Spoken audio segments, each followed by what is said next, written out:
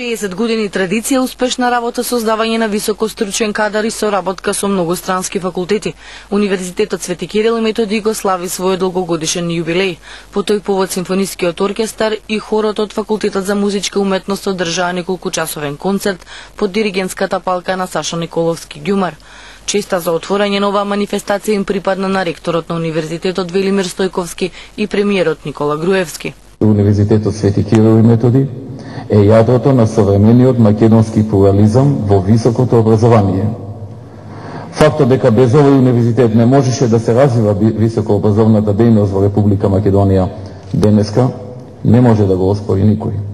Како што не може да се оспори ни фактот дека во денешната плуралност Универзитетот Свети Кирил и Методи го држи приматот на најголем и неразвиен универзитет. Универзитетот Свети Кирил и Методи е заедница од 21 факултет, 5 научни институции, 11 придружни членки, од кои 4 се јавни установи. Вработен е стручен кадар од 2700 професори и во моментот на универзитетот студираат околу 50.000 студенти.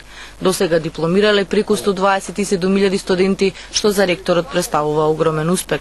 Македонскиот народ и покрај честите војувања, разорувања, уништување и палења, затворање на училишта и прогони на учители, обиди за однародување и асимилација успеа да ги зачува духот и свеста за себе постоењето, благодарение пред се на континуираното пренесување на вековното создаваното искуство и традицијата низ формите на општествениот живот, низ образовната дејност и низ автентичното творечко изразување.